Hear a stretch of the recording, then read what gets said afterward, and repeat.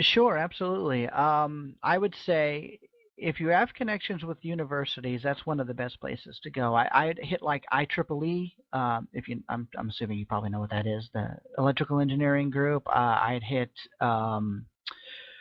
oh geez, student organizations that advocate space, whether or space, energy, science, technology, physics, chemistry, all the sciences, all the student groups, because those student groups have to have a faculty leader to kind of manage them, even though the student group itself probably runs itself completely and the faculty member is kind of off to the side and doesn't do a whole lot. Still, they have to have one in most cases. I don't know of a university that doesn't have that, but I would assume most do. And so you would be able to then get in contact with that university professor who can then talk to the other students. And then those university professors might have other connections. It's all about networking. But here's what I would say. I would I would not, how do I say this? I would not approach them with the doom and gloom, the world is falling apart, what I call the Peter Joseph method of approaching people with money sucks and the world is crashing and we're consuming too much and all that. I mean, eh, as far as I'm concerned, that's negative advertising and it doesn't do us a lot of good. What you can do for these kinds of people, for the techies, is approach them with the Venus Project city design and say, we are an organization that is trying to build a large scale research facility and we would like your input, your opinion, your ideas, your whatever, your involvement if it ever comes about. I would start promoting what we're really trying to build. Scientists and engineers, whether they're chemists or whatever, are more interested in things they can really do than theoretical constructs about the world falling apart.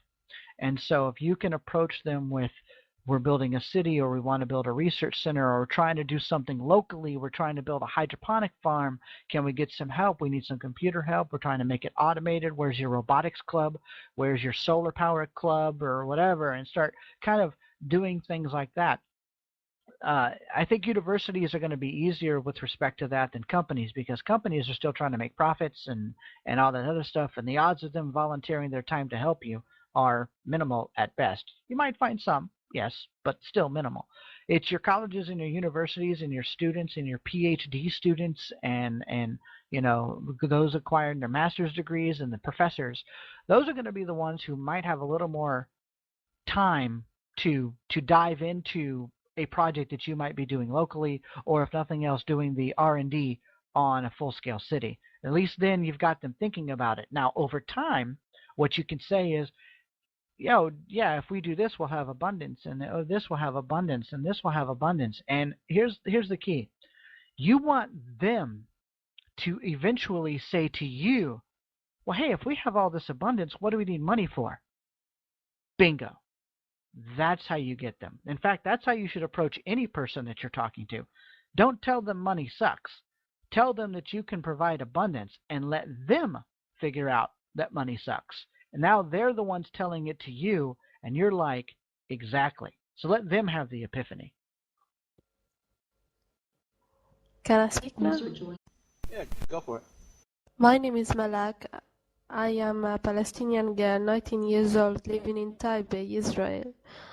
I am a coordinator for the Arabic linguistic team, and I have to share you an idea, not my idea, but let's hear what you have to say about it.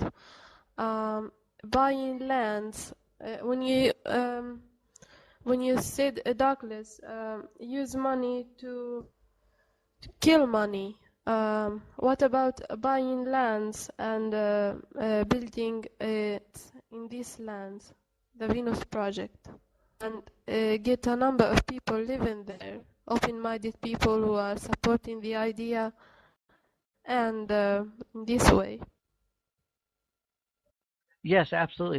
That's what I'm talking about when I'm saying use money to kill money. I mean, we're going to need, like for example, for the test city, Jacques has in mind basically a 2 to 3 square kilometer plot of land where you would build this city location that would host maybe 50,000 people or so, somewhere in that ballpark. Now the math on this needs to be figured out, the details, but I'm just kind of giving you an idea. Well, we're going to need to get the land somehow. Now maybe it could be donated, or maybe it could be purchased by virtue of donations from members of the project donating a couple of bucks and things of that nature to to help buy that land. And then you've got to contact companies or find resources to build the city. But we need to be careful with one thing, and it's difficult for people to kind of accept this, but I'm going to throw it out there and just want you guys to think about it for a second. We cannot build little communes, little mud hut, self-sustainability, living in dirt kind of little kumbaya drum beating communes. Those are done all over the place, and most of them are laughed at. A lot of them might work on their own little scale, but they're not exactly changing the world. Okay, the whole point of the Venus Project is to show that you can use high-tech, advanced technology, robotics, computers, magnetic levitating trains, robotic cars. We're talking all the major technologies that exist. Use them in a systems integrated approach to a city system that allows everybody to live a high quality of life, not in a mud hut. And so that's where we need to be very careful, and this is why it's going to be somewhat challenging, and we've got a lot of things we're trying to work on multiple fronts to help build awareness, which will then build the donations, because we're going to need to get a boatload of money in order to pull this off, because it's not going to be cheap. But that's why it's somewhat disappointing that the individual person can't start their own commune and say, hey, look, it works, because they're not really doing what the Venus Project is talking about. They're doing what a couple of other herbo green environmentalist little communes want to do, which, as far as I'm concerned, is going the wrong direction. They're reverting to a more primitive state of living and not advancing to a larger scale of living. And it doesn't scale up at all. You got this little area, and it doesn't grow to a, oh, look, Seth just wrote, it doesn't scale. Yes, exactly. It doesn't scale. And so you can't really put that on a city scope. So, that's kind of where I'm coming from on getting land and stuff. Yes, we need to get money to buy these things. And then once we build our systems and we have a city place in place, we'll never need anything from anybody again, or that city won't need anything ever again. It will be self-sustaining, aside from maybe minimum maintenance costs or whatever the case may be of the cost of resources. So that's what I have. That's my answer. Are we getting money? Yes, I would. Some people are donating, yes, but we're not getting money on really large scales. Not yet. Hold on one second. My wife is asking me a question. I'll be right back in 5 seconds. Okay, I'm back. Sorry about that. I would have to say, yes, we are getting money, but not a whole lot right now, which is kind of interesting. I mean, think about this. We've got, quote unquote, over 400,000 members. If everybody just donated $1, just $1, that's it.